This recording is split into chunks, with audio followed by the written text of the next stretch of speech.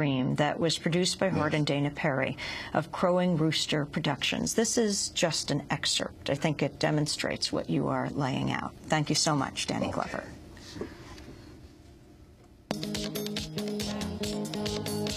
Haiti is located on the western part of the island Hispaniola, which it shares with the Dominican Republic. The French turned it into their most profitable slave colony. But in 1791, the slaves revolted.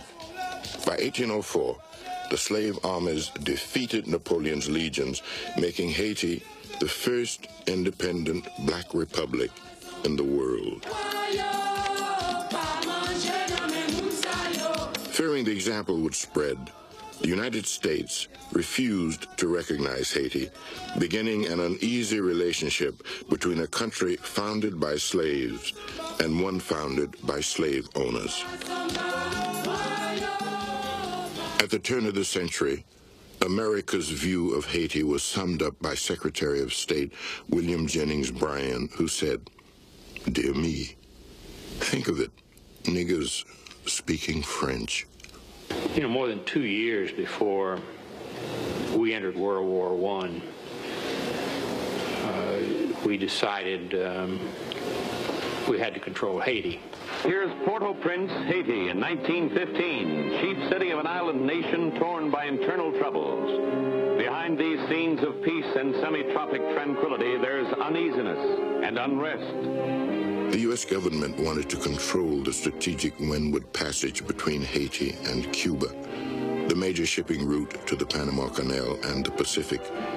So they created a pretext to justify a military intervention. Then in 1915, United States Marines land in Haiti to battle Haitian bandits threatening destruction of American properties, and native bandits quickly head for the hills. This puts immediate end to troubles in populated areas, but Marines prepare to drive into interior and rout the insurgents out. The arrogance with which we went about it, when you think of a young Franklin Delano Roosevelt as an assistant secretary of the Navy, bragging. I can see him there bobbing on the deck now, and he's writing the Constitution for the free people of Haiti. There can't be a more imperialist mentality than that. These people are too dumb to write their own Constitution. I have to do it for them. Haiti's own Dartigouanav is elected provisional president, and the riot-ridden republic begins to function as a nation once again. Here are troops of the Palace Guard, but United States Marines are ever present. It was a murderous, bloody intervention which destroyed the kind of constitutional systems, reinstated slavery. The Marines stayed there for 20 years. What they left behind them was a military force, a National Guard, which essentially took over and has been ran it under one or another dictatorship since. In 1957, the United States propped up the regime of Haiti's most feared president, François Duvalier. Known as Papa Doc, he was a country doctor who became a despot. To ensure he would not be overthrown by the army like his predecessors, Papa Doc built up his own vigilante militia, the infamous Tonton Macoots.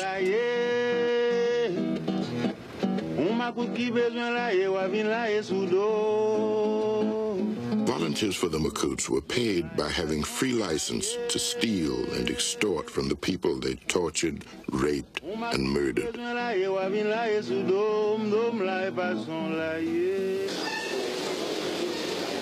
Toward the end of his life, Duvalier cemented his ties to Washington and arranged for his son, Jean-Claude, to succeed him. After Papa Doc's death in 1971, 19-year-old Baby Doc took over as president for life. Baby Doc plundered the national treasury and, with army support, turned Haiti into a major drug transshipment stop. In 1986, a popular uprising ended the 3 decades of Duvalier dictatorship. Baby Doc was flown into exile aboard a U.S. government jet, taking a vast fortune and leaving behind a devastated but relieved country.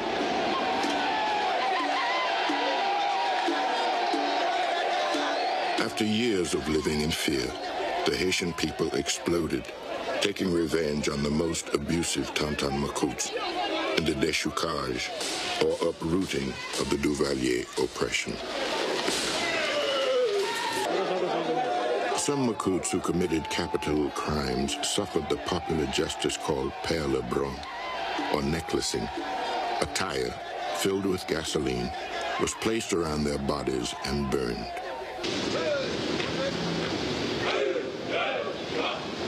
The transitional government that was named after Duvalier, Jean-Claude Duvalier, fell was an army-led government, the CNG. And the army has shown little willingness to stay out of political affairs since then. There have been 7 or 8 coups since 1986, and the army has been involved in every one of them.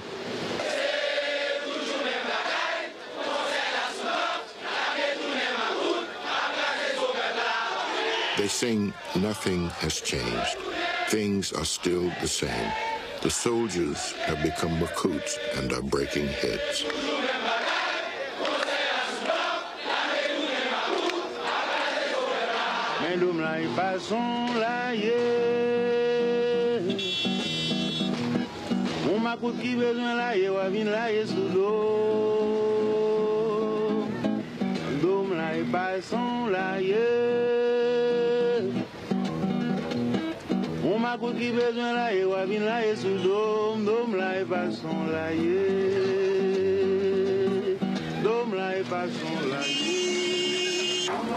Despite signs of deepening army entrenchment, the country tried to hold elections in 1987. They were destroyed by the military and the Macoutes, who slaughtered voters as they tried to cast their first ballots.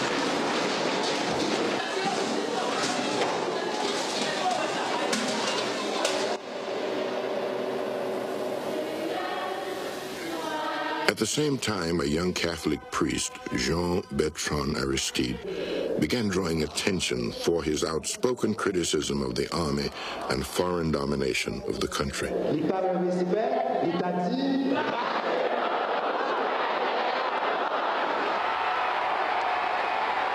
Inspired by the Latin American Church's liberation theology, Aristide was dedicated to helping the poor. He worked for years with orphans in the vast shantytown La Saline, where he was affectionately called Titide.